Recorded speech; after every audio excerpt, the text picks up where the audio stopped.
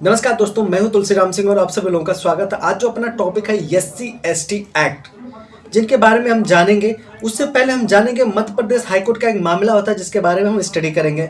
Madhya Pradesh high court में एक याचिका डाली जाती है जिसमें बताया जाता है एक्चुअली जो याचिकाकर्ता होता है उनके ऊपर SC/ST एक्ट के तहत कार्रवाई की आपराधिक कार्रवाई की जाती है। मामला क्या, एक बार जानते हैं। एक्चुअली होता यह है कि इसमें जो याचिकाकर्ता होते हैं वो शिक्षक होते हैं और शिक्षक स्टाफ रूम में बैठे होते हैं और कुछ अपने सहयोगी शिक्षक जो सहयोगी शिक्षक होते हैं उनके ऊपर कुछ कमेंट करते हैं, आपराधिक कार्रवाई रजिस्टर्ड करवाते हैं और मामला चीफ जुडिशियल मजिस्ट्रेट के यहाँ हाल में चल रहा होता है।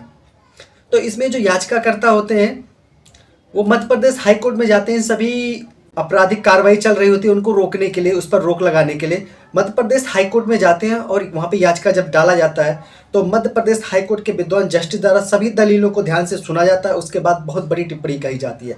क्योंकि उससे पहले माननीय हाईकोर्ट द्वारा क्या कहा जाता है ये तो मैं बाद में बताऊंगा। उससे पहले मैं ये बताऊंगा जो याचिकाकर्ता हो के जो एडवोकेट होते हैं वो क्या कहते हैं।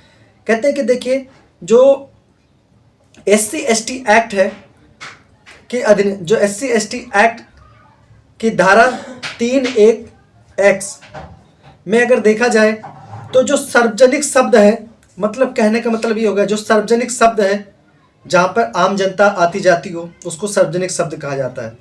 तो उसमें कहा जाता है कि जो अधिनियम की धारा 3(1)(x के तहत अपराध कहीं से भी नहीं बनता है। और दूसरी बात ये कही जाती है IPC की धारा 294 का भी अपराध नहीं बनता है।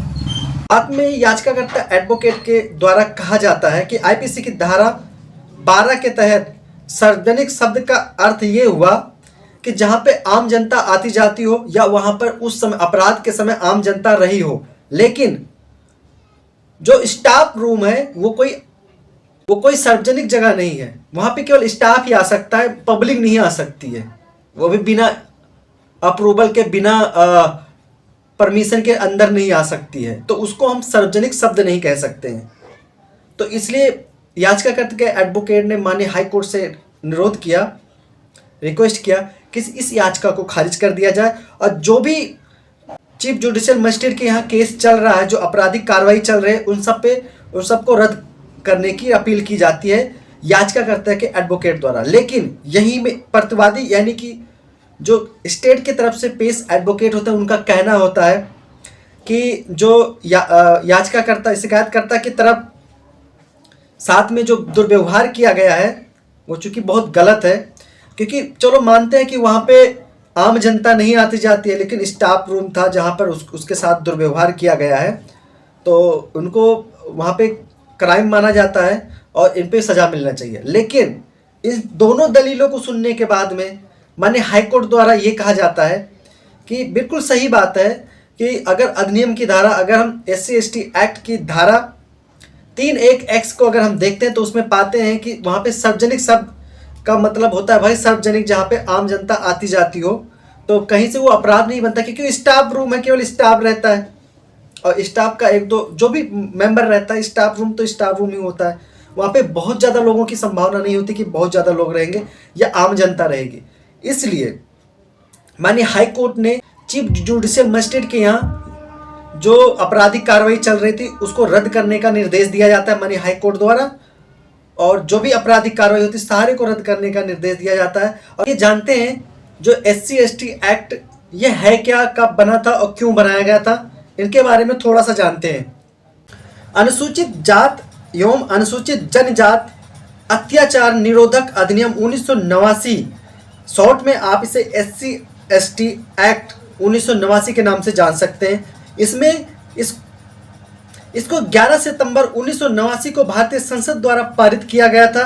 30 जनवरी 1990 में इसको पूरे भारत में लागू किया गया था। इसके अलावा कुछ और खास बातें बताना चाहूँगा। इस अधिनियम में 5 अध्याय हैं और 23 धाराएं हैं जो खास तौर पर SC और ST के जो कैटेगरी के लोग होते हैं उनको सुरक्षा प्रदान करती हैं।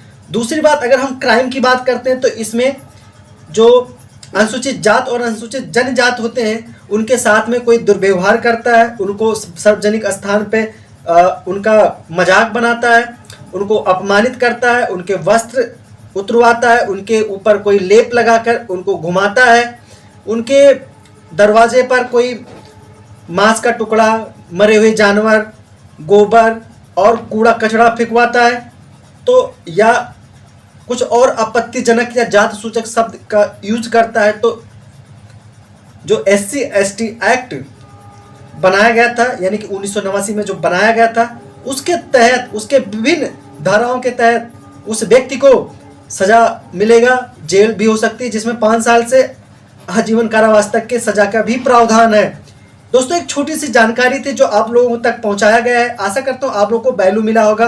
अगर अच्छा लगा होगा तो प्लीज़ आप लोग चैनल को बिल्कुल सब्सक्राइब करना मत भूलिए, और वीडियो अच्छी लगी हो तो लाइक करना भी मत भूलिए। मैं एडवोकेट तुलसीराम सिंह फिर मिलता हूं एक नई लीगल अपडेट लेकर। तब तक के लिए आप सभी लोगों को जय हिंद।